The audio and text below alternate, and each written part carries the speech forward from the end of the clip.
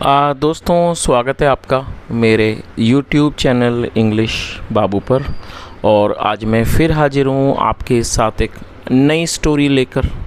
और दोस्तों, आज जो स्टोरी मैं आपके लिए लेकर आया हूँ ये एक शॉर्ट मॉरल स्टोरी है। बहुत ही प्यारी, बहुत ही मज़ेदार कहानी है, अच्छे से मॉरल के साथ। उसके अलावा दोस्तों, आज की इस स्टोरी में आपको कुछ नए इंग्लिश के वर्ड मीनिंग सीखने को मिलेंगे, उनकी करेक्ट प्रोनाउंसिएशन के बारे में पता चलेगा। और हमेशा की तरह जो इसका ग्रामर का पार्ट है उसे डिटेल में कवर करेंगे, तो एक एक स्ट्रक्चर को आप बड़ी आसानी से सीख पाएंगे।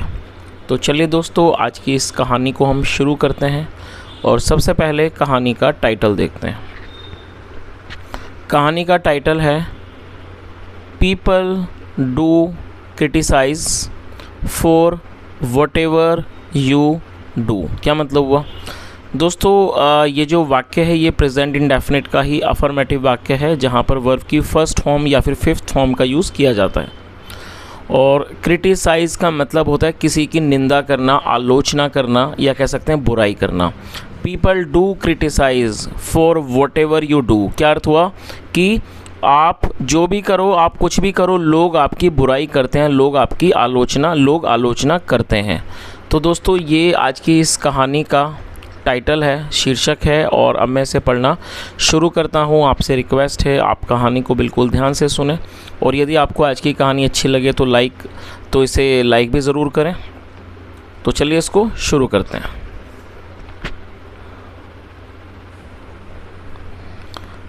A washerman had a donkey. क्या मतलब हुआ दोस्तों? ये जो वाक्य है ये पास्ट का पजेसिव वाक्य है। पास्ट पजेसिव का मतलब होता है जब हम पास्ट में कोई ऐसा वाक्य बनाएं जहाँ पर हैड का प्रयोग हेल्पिंग वर्ब के रूप में किया जाता है। और पास्ट पजेसिव का अर्थ होता है जब हम पास्ट में कोई ऐसा वाक्य बनाएं जहाँ ये दर्शाते हैं कि पास्ट में किसी भी व्यक्ति के पास कुछ था, तो ऐसे स्थानों पर हैड का यूज़ हेल्पिंग वर्ब के रूप में किया जाता है। तो क्या अर्थ हुआ? आ वॉशरमैन। वॉशरमैन का मतलब था धोबी। A washerman had a donkey. एक धोबी के पास एक गधा था। The donkey used to help him carry the clothes from his house to the river bank. क्या मतलब हुआ? The donkey used to help him. दोस्तों, इस वाक्य में यूज्ड टू का प्रयोग किया गया है। और यूज्ड टू का प्रयोग पास्ट के वाक्यों में कंसिस्टेंसी को दर्शाने के लिए किया जाता है। जब आप कोई ऐसा वाक्य बनाएंगे जहां आप ये दर्शाएंगे कि पास्ट में कोई भी व्यक्ति किसी काम को बराबर करता था, तब हमें यूज टू का प्रयोग करना होगा, साथ में फर्स्ट फॉर्म लगाई जाती है। तो क्या अर्थ हुआ? The donkey use to help him. गधा उसकी मदद किया करता था। Carry the clothes. कैरी का मतलब ढोना, ले जाना, ले जाने में। क्लॉथ्स कपड़ों को ले जाने में। फ्रॉम हिज हाउस उसके घर से, टू द रिवर बैंक नदी किनारे तक। तो पूरी लाइन का क्या अर्थ निकला कि गधा उसकी मदद किया करता था। और मदद कैसे करता था? Carry the clothes from his house to the river bank, मतलब उसके घर से नदी के किनारे तक कपड़ों को ले जाने में उसकी मदद करता था। The washerman washed the clothes there. और दोस्तों, ये भी पास्ट का ही वाक्य है जहाँ पर सेकंड फॉर्म लगाई गई है। वॉश मतलब धोना, second form washed. The washerman washed the clothes there. धोबी वहाँ कपड़े धोता था। चलिए आगे देखिए।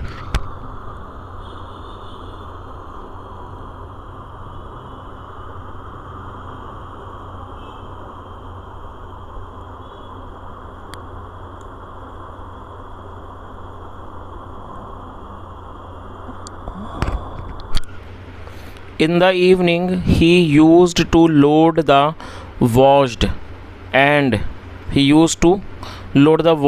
dried clothes on the back of the donkey and come back home. क्या अर्थ हुआ? in the evening। और दोस्तों, यहाँ भी यूज टू का इस्तेमाल किया गया। जैसे मैंने आपको बताया, यूज टू का वाक्यों में जब प्रयोग किया जाएगा जब हम पास्ट में किसी भी निरंतरता को दिखाना चाहते हैं, किसी भी तरह की कंसिस्टेंसी को दर्शाते हैं। और लोड का मतलब होता है किसी पर लादना। इन द इवनिंग, शाम को। ही यूज्ड टू लोड, वह लाद दिया करता था। द वॉश्ड, धुले हुए। एंड ड्राइड क्लॉथ्स, और सूखे कपड़े। On the back of the donkey, गधे की पीठ पर। एंड कम बैक होम, और घर वापस आ जाता था। तो पूरी लाइन का क्या अर्थ निकला कि शाम को वह धुले हुए और सूखे हुए जो कपड़े जो थे वो उस लाद देता था। कहाँ लाद देता था? On the back of the donkey, गधे की पीठ पर, एंड कम बैक होम, और घर वापस आ जाता था। He was happy and satisfied with his life. दोस्तों ये जो वाक्य है सिंपल पास्ट का वाक्य है। सिंपल पास्ट का मतलब होता है जब हम पास्ट में कोई ऐसा वाक्य बनाएं जहां पर वॉज या फिर वर का इस्तेमाल हेल्पिंग वर्ब के रूप में किया जाता है, साथ में नाउन या एडजेक्टिव को लेकर वाक्य बनाया जाता है। और दोस्तों ये दोनों शब्द एडजेक्टिव हैं, आप इन्हें नोट कर लीजिए। हैप्पी का मतलब प्रसन्न या फिर खुश, और सेटिस्फाइड का मतलब होता है संतुष्ट। तो क्या अर्थ हुआ? He was happy and satisfied with his life. वह अपने जीवन से खुश और संतुष्ट था। आगे देखिए। Once he went to a nearby village market to buy some household items along with his young son and his donkey. क्या अर्थ हुआ? Once he went to nearby village. और दोस्तों ये भी पास्ट इंडेफिनिट का वाक्य है जहाँ पर सेकंड फॉर्म लगाई जाती है। और आप इस वर्ड को नोट कर लीजिए दोस्तों, अलॉन्ग। अलॉन्ग का मतलब होता है साथ। वंस एक बार, he went to a nearby village, वह एक नज़दीकी गाँव गया। विलेज मार्केट मतलब एक गाँव के बाज़ार में गया। टू बाय खरीदने के लिए, सम हाउस होल्ड आइटम्स कुछ घर के सामान खरीदने गया। अलॉन्ग विद हिज यंग सन अपने छोटे बेटे के साथ, एंड हिज डोंकी और अपने गधे के साथ। तो पूरी लाइन का क्या अर्थ हुआ कि एक बार वह नज़दीकी गांव के बाज़ार में गया। To buy some household items घरेलू सामान खरीदने के लिए। Along with his young son and his donkey अपने छोटे बेटे और गधे के साथ, या कह सकते हैं लेकर, उनको लेकर। आगे देखिए। It was a summer afternoon, और ये गर्मियों की दोपहर थी। It was so hot that it was impossible to walk barefooted. और दोस्तों बेयर फुटेड एडजेक्टिव है जिसका मतलब होता है नंगे पैर। तो आप चाहें तो इस वर्ड को नोट कर लीजिए। तो इस लाइन का क्या अर्थ निकला, यहाँ से देख लेते हैं। It was a summer afternoon, ये दोपहर की दोपहरी का समय था। इट वॉज सो हॉट, और that it was impossible to walk barefoot, और इम्पॉसिबल मतलब असंभव, वॉक मतलब चलना। इट वॉज सो मतलब इतनी गर्मी थी कि it was impossible to walk barefooted, इतनी गर्मी थी कि नंगे पैर चलना असंभव था। वैन इट बिकेम अनबियरेबल, दोस्तों अनबियरेबल एडजेक्टिव है जिसका मतलब था असहनीय, मतलब वो स्थिति जब हम सहन नहीं कर पाएँ तो उसको असहनीय कहा जाता है। वैन इट बिकेम अनबियरेबल, और बिकम मतलब होना, बनना, second form became. Van it became unbearable, और जब ये असहनीय हो गया। The washerman made his young child sit on the donkey. और दोस्तों अगर आप इस वाक्य के बारे में बात करें तो ये जो वाक्य है ये एक कॉजिटिव वाक्य है। यदि आप ग्रामर का अभ्यास करते हैं तो आपने इसको ज़रूर सुना होगा। कॉजिटिव का मतलब होता है जहाँ पर एक व्यक्ति किसी दूसरे से कोई क्रिया करवाए, तो ऐसे वाक्यों को कॉजिटिव कहा जाता है, जहाँ पर मेक जो है हेल्पिंग वर्ब का काम करता है। और ये पास्ट का वाक्य है तो सेकेंड फॉर्म लगाई गई है। तो इस लाइन का क्या अर्थ हुआ? वैन इट बिकेम अनबियरेबल, जब ये मतलब कि असहनीय हो गया। The washerman made his young child sit on the donkey, धोबी ने अपने यंग चाइल्ड, अपने छोटे बच्चे को बैठा दिया। सिट ऑन द डोंकी, गधे पर बैठा दिया। और दोस्तों यहाँ पर आप इस प्यारे से चित्र को भी देख सकते हैं। आप में से कई लोग बोलते हैं कि सर आप चित्र भी दिखाई कीजिए, क्योंकि चित्र देखने से कहानी सुनने में मज़ा आता है, साथ में कहानी अच्छे से समझ भी आती है। तो यहाँ पर आप इस चित्र को देख सकते हैं कि किस तरह से जो वॉशरमैन है, धोबी है, उसने अपने बच्चे को इस गधे पर बैठाया हुआ है। चलिए आगे देखिए। On the way they met some passerby, क्या मतलब हुआ? दोस्तों ये जो वाक्य है ये भी पास्ट इंडेफिनिट का अफर्मेटिव वाक्य है जहाँ सेकंड फॉर्म लगाई जाती है। MEET मीट मतलब होता है मिलना, सेकंड फॉर्म मैट, और ये पास्ट का ही वाक्य है। और दोस्तों THEY दे का मतलब होता है वे या फिर वे लोग। और दोस्तों ये जो शब्द है ये प्लूरल नाउन है। जब सब्जेक्ट में एक से ज़्यादा लोग शामिल होंगे तो वहाँ पर दे का यूज़ किया जाता है। और जैसा मैंने आपको बताया दे का मतलब होता है वे या फिर वे लोग। तो यहाँ पर हम देख सकते हैं कि इस कहानी के अंदर अभी जो फ़िलहाल बात हो रही है, यहाँ पर धोबी और उसका बच्चा है, इसलिए यहाँ पर दे का यूज़ किया गया है क्योंकि यहाँ पर जो सब्जेक्ट है वो प्लूरल है। और दोस्तों पासर बाई का मतलब होता है राहगीर। जैसे मान लीजिए हम कहीं से जा रहे हैं और जो लोग हमारे आसपास से गुजर रहे हैं उनको पासर बाई कहा जाता है, जिसकी हिंदी होती है राहगीर। तो उसका क्या अर्थ हुआ? ऑन द वे मतलब रास्ते पर, दे मैट सम पासर बाई मतलब रास्ते पर वे कुछ राहगीरों से मिले। वन मैन कमेंटेड, कमेंट का मतलब टिप्पणी करना, second form commented. One man commented, एक आदमी ने टिप्पणी की। व्हाट ए फुलिश सन, मतलब कितना मूर्ख बेटा है। He is riding the donkey, वह गधा मतलब कि गधे की सवारी कर रहा है। वाइल, जबकि द एज्ड फादर मतलब कि बुज़ुर्ग पिता, इज़ गोइंग ऑन फुट, वो पैदल जा रहा है। और दोस्तों ये जो वाक्य है ये प्रेजेंट कॉन्टिन्यूस का वाक्य है जहाँ पर इज एम आर के साथ फोर्थ फॉर्म का यूज़ किया जाता है। और आप इस वर्ड को नोट कर सकते हैं, वाइल का मतलब होता है दौरान या फिर जबकि, और तो यहाँ इसका मतलब है जबकि। तो अब इस पूरी लाइन का क्या अर्थ निकला कि रास्ते में वो कुछ राहगीरों से मिले। वन मैन कमेंटेड, एक आदमी ने टिप्पणी की। क्या उसने टिप्पणी की? व्हाट ए फुलिश सन, मतलब कितना मूर्ख बेटा है। He is riding the donkey, मतलब कि वह गधे की सवारी कर रहा है। वाइल, जबकि द एज्ड फादर, एज्ड मतलब कि वृद्ध, जबकि बूढ़ा पिता या वृद्ध पिता, इज़ गोइंग ऑन फुट, वो पैदल चल रहा है। The washerman's son realised his mistake. और दोस्तों यहाँ पर वॉशरमैन के बाद एपिस्ट्रॉफी एस है जिसका मतलब होता है का, की, के। जब हम किसी नाम या व्यक्ति के साथ कुछ जोड़ेंगे तो एपिस्ट्रॉफी एस का यूज़ किया जाता है। तो वॉशरमैन्स सन का मतलब हुआ धोबी का बेटा। रियलाइज का मतलब महसूस होना, और ये सेकंड फॉर्म है और ये पास्ट का ही वाक्य है, पास्ट इंडेफिनिट का अफर्मेटिव वाक्य है। तो क्या अर्थ हुआ? The washerman's son realised his mistake. His मतलब अपनी, धोबी के बेटे को अपनी गलती का एहसास हुआ। ही डिसमाउंटेड, और दोस्तों डिसमाउंट का मतलब होता है नीचे उतरना, second form mounted. He dismounted, वह नीचे उतर गया। And asked his father to ride, और उसने अपने पिता से सवारी करने को कहा। The father sat on the donkey. Sit मतलब बैठना और सेकंड फॉर्म सैट, आप इसे नोट कर लीजिए। The father sat on the donkey, पिता गधे पर बैठ गया। आगे देखिए,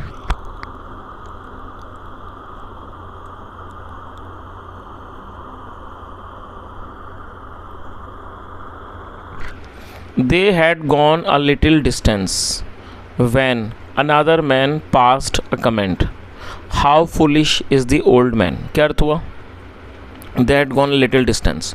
दोस्तों इस वाक्य में आप देख सकते हैं यहाँ पर हेड के साथ थर्ड फॉर्म का यूज़ किया गया है। गो मतलब जाना, थर्ड फॉर्म गॉन। तो ये पास्ट परफेक्ट का वाक्य है। पास्ट परफेक्ट का अर्थ होता है जब हम पास्ट में कोई ऐसा वाक्य बनाएं जहाँ पर किसी भी वाक्य में, कोई पास्ट के वाक्यों में क्रिया का पूरा होना पाया जाता है, ऐसे वाक्यों को पास्ट परफेक्ट का वाक्य कहा जाता है जहाँ पर हेड के साथ थर्ड फॉर्म लगाई जाती है।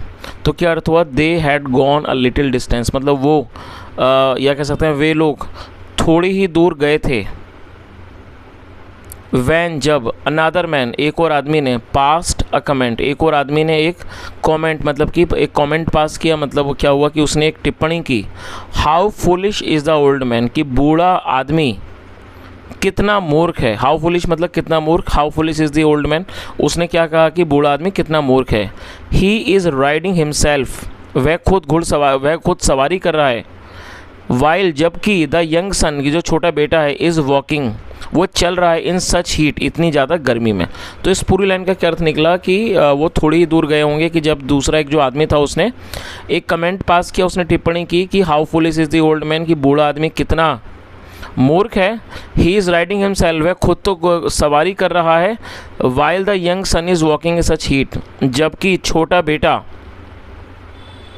इतनी गर्मी में पैदल चल रहा है। वॉक मतलब पैदल चलना और हीट का मतलब गर्मी। आगे देखिए,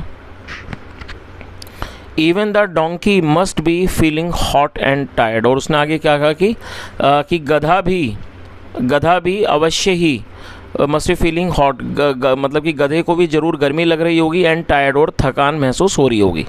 चलिए आगे देखिए। और दोस्तों इस स्ट्रक्चर के बारे में थोड़ा सा बता देता हूँ, मैं भूल गया था, बता देता हूँ। मस्ट बी का यूज़ जब किया जाता है जब हम वहाँ पर किसी भी ऐसा कोई वाक्य बनाएं जहाँ पर हम ये दर्शाते हैं कि उसके अंदर कोई सर्टेनिटी का आभास हो, मतलब जब हमें पक्का पता चले कि क्रिया ज़रूर हो रही होगी, तब हमें मस्ट बी का यूज़ करना होता है। आगे देखिए, the washerman felt sorry but he did not know what to do. और दोस्तों ये जो वाक्य है ये भी पास्ट इंडेफिनिट का वाक्य है जहाँ सेकंड फॉर्म लगाई गई है।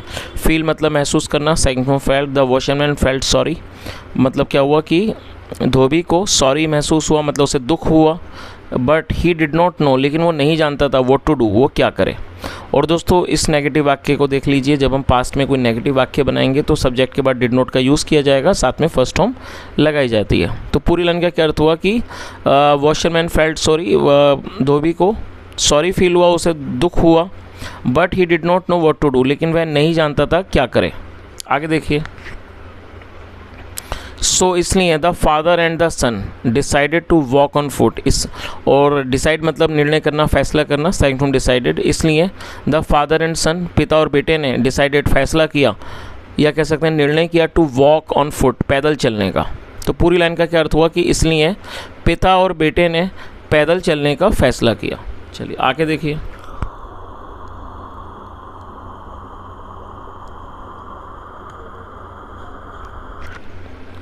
After going a few yards they met a man.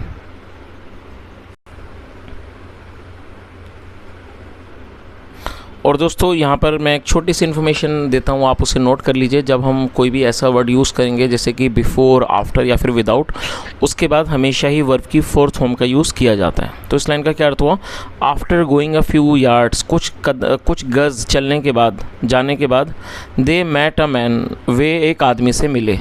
He said to them, उसने उनसे कहा। और दोस्तों देम यहाँ पर क्यों लगाया गया है, क्योंकि यहाँ पर पिता पुत्र की जोड़ी है, और जब सब ऑब्जेक्ट में एक से ज़्यादा लोग होंगे तो देम का यूज़ किया जाता है। तो क्या अर्थ हुआ, ही सेड टू देम, उसने उनसे कहा, how foolish both of you are, how foolish both of you are, तुम दोनों कितने मूर्ख हो। You have a donkey to ride and still you are walking on foot, on foot. क्या अर्थ हुआ, you have a donkey to ride. और दोस्तों ये जो वाक्य है ये प्रेजेंट का पजेसिव वाक्य है। पजेसिव का मतलब होता है जब हम कोई ऐसा वाक्य बनाएं वर्तमान में जहां ये दर्शाते हैं किसी व्यक्ति के पास कुछ है, ऐसे स्थानों पर हैज़ या हैव का इस्तेमाल हेल्पिंग वर्ब के रूप में किया जाता है। आई, वी, यू, दे और प्लूरल में हैव का यूज़ किया जाएगा। ही, शी, इट और सिंगुलर में हैज़ का यूज़ किया जाता है। तो उसने क्या कहा, यू हैव ए डोंकी, तुम्हारे पास गधा है, टू राइड, सवारी करने के लिए, एंड स्टिल, स्टिल मतलब फिर भी, और फिर भी, you are walking on foot, आप पैदल चल रहे हो। No matter what one does but one can not please everyone all the time. तो क्या अर्थ हुआ, no matter what one does, इस चीज़ से कोई फ़र्क नहीं पड़ता कि कोई क्या करता है, but one can not please everyone all the time. Please मतलब खुश करना, लेकिन कोई भी हर किसी को हर समय खुश नहीं कर सकता। चलिए, तो दोस्तों ये आज की एक छोटी सी कहानी थी, और यदि मैं कहानी के मॉरल के बारे में बात करूं तो जो मॉरल है बड़ा ही स्पष्ट है, और आजकल के समय के अनुसार जो है मॉरल बहुत ही ज़्यादा सार्थक भी है। क्योंकि जैसा हमने यहाँ पर देखा कि जैसा जो कहानी का टाइटल था कि people do criticize for whatever you do, आप जो भी करें लोग आपकी कमियाँ निकालेंगे, लोग आपकी कह सकते हैं कि निंदा करेंगे, बुराई करेंगे, आलोचना करेंगे, क्योंकि ये लोगों की आदत है। अब जैसा हमने इस कहानी में देखा कि जब वो उस व्यक्ति ने अपने बेटे को गधे पर बिठाया तब भी लोगों ने उसकी बुराई की, जब वो खुद बैठ गया तब भी बुराई की, और जब वो दोनों उतर गए तब भी लोगों ने उनकी बुराई की। तो कोई ना हर व्यक्ति अपने हिसाब से ही बात करता है। तो कहानी का मॉरल बस यही है कि हम चाहें जो भी करें, हम कभी भी हर व्यक्ति को खुश नहीं रख सकते। तो दोस्तों ये आज की एक छोटी सी कहानी थी। यदि आपको आज की कहानी अच्छी लगी हो, मेरा पढ़ाने का प्रयास भी अच्छा लगा हो, तो आपसे रिक्वेस्ट है आप इस वीडियो को लाइक करें, शेयर करें, चैनल को ज़रूर सब्सक्राइब करें, और कोई भी सुझाव हो तो कमेंट में ज़रूर बताएं। यहाँ तक सुनने के लिए thank you so much. Have a nice day and bye.